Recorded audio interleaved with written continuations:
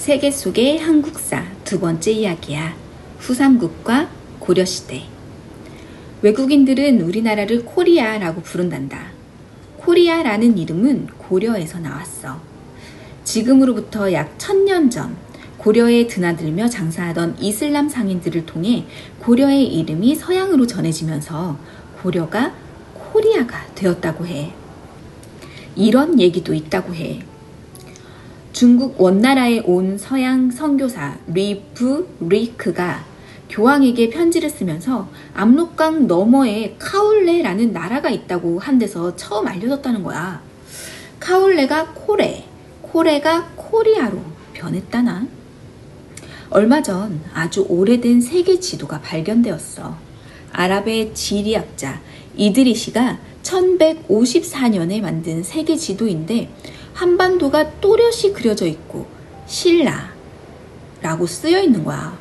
아마 이드리시는 신라가 있던 시절의 한반도를 알았던 모양이야. 이렇게 우리나라는 아주 오래전부터 세계 여러 나라와 깊은 관련을 맺어왔단다.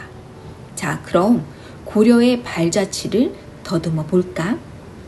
다시 새나라로. 신라는 백제와 고구려를 무너뜨린 뒤 약 200년 동안 번영했어. 신라의 북쪽에는 발해가 있었단다. 신라는 대동강과 원산만을 잇는 선 남쪽에, 발해는 만주를 중심으로 옛 고구려 땅에 들어선 거야. 발해는 해동 성국이라 일컬어질 만큼 수준 높은 문화를 자랑했지. 고구려를 이은 나라라는 자부심도 컸어. 신라 문화 또한 훌륭했어. 멋진 불교 예술품이 탄생하고 과학기술이 발달했어. 석굴암, 불국사, 첨성대, 성덕대왕, 신종이 모두 이때 만들어졌단다. 성덕대왕 신종은 에멜레 종이라는 이름으로 더 잘 알려져 있지.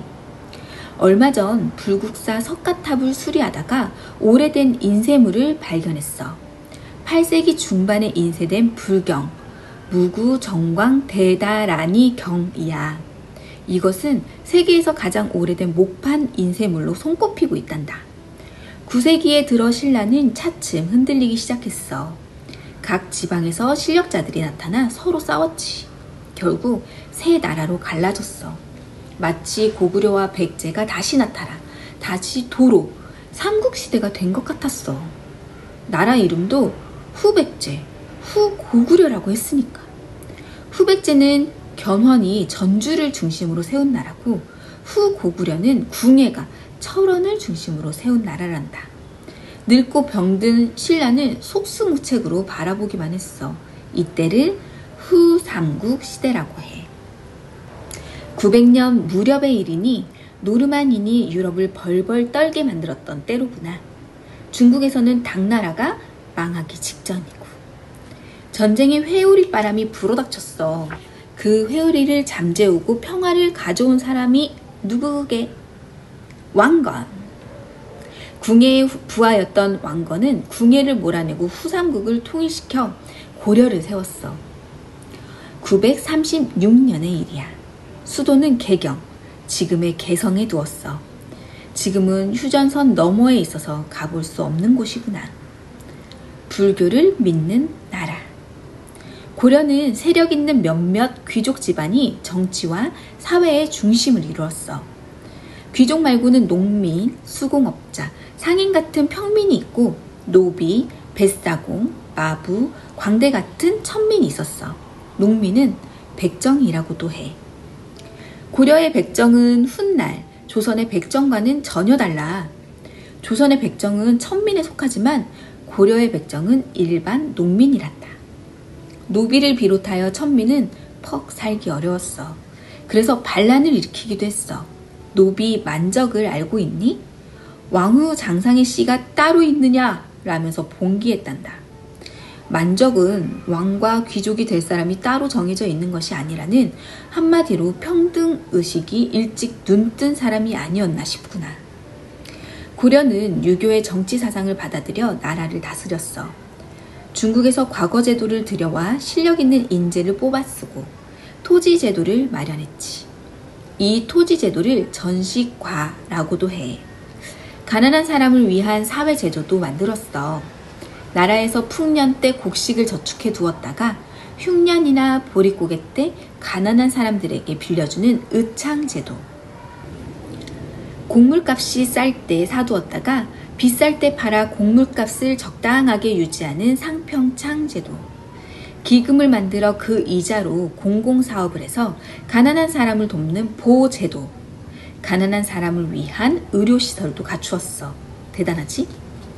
고려는 정치 사상으로는 유교를 받아들였지만 종교로는 불교를 믿었어. 나라에서 직접 큰 절을 짓고 불교 행사를 열었단다. 연등회, 팔관회는 나라가 여는 중요한 불교 행사였어. 스님은 매우 존경을 받았어. 왕족이 스님이 된 경우도 많아. 대각국사 의천이 그런 사람이란다. 문종의 넷째 아들이니 왕자 아니겠니? 의천은 스님이 되어 중국에 유학을 다녀와서 천태종이라는 불교 종파를 열었어. 청자의 기품, 대장경의 정성. 고려 문화에는 두 가지 특징이 있어. 귀족 문화와 불교 문화란다. 귀족 중심, 불교 중심 사회에서 나온 문화이기 때문이지. 대표적인 것이 상감청자와 팔만대장경이야.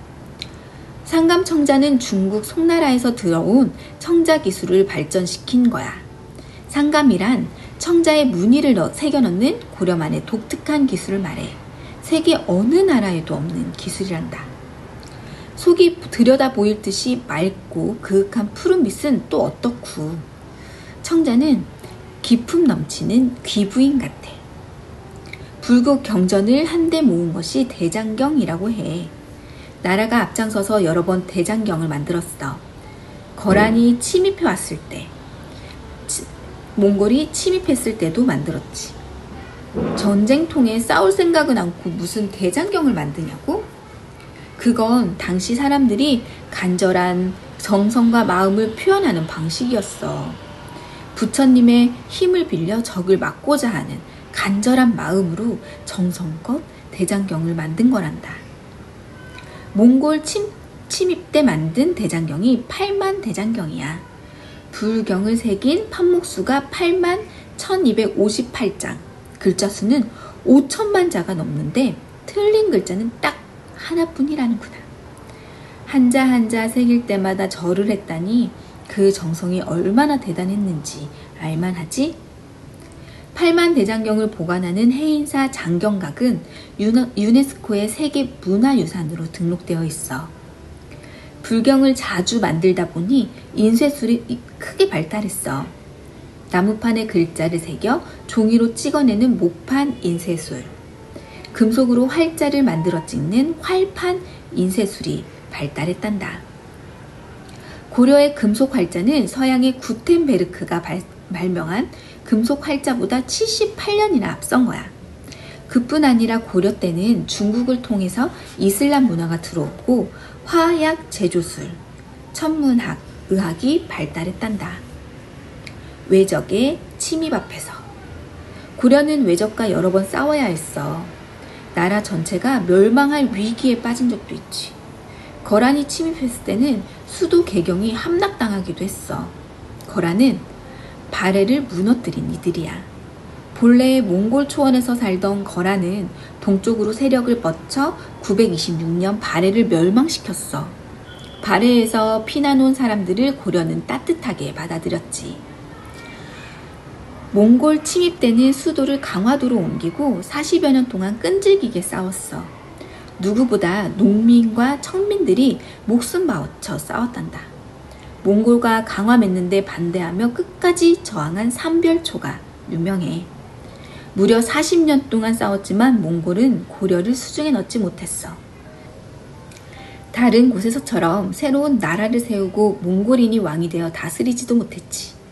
비록 고려 왕이 원나라와 결혼하여 부마국이 되긴 했지만 부마국은 사위의 나라라는 뜻이야.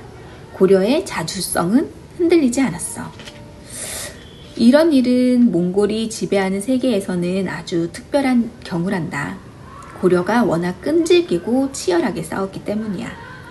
세계 최강을 자랑하던 몽골도 고려의 세찬 저항 앞에서는 어쩔 수 없었던 거지.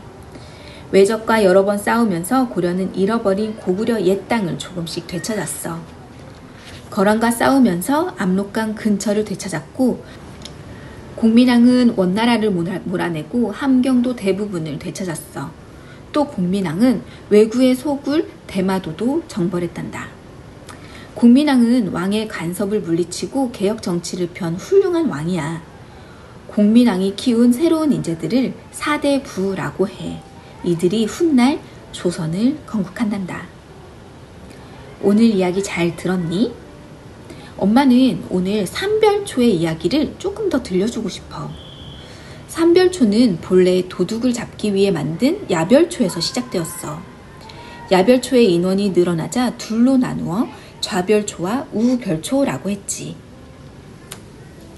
그러다가 몽골과 싸울 때 포로가 되었다가 도망하여 돌아온 사람들로 신의군이 만들어지면서 좌별초, 우별초와 함께 삼별초가 된 거란다. 삼별초는 고려 정부가 몽골과 강화를 맺기로 결정하자 이에 반발하여 배중손 등을 중심으로 반란을 일으켰죠. 이후 삼별초는 3년 동안 진도, 제주도 등으로 근거지를 옮겨가며 몽골 군에게 끈질기게 대항했대.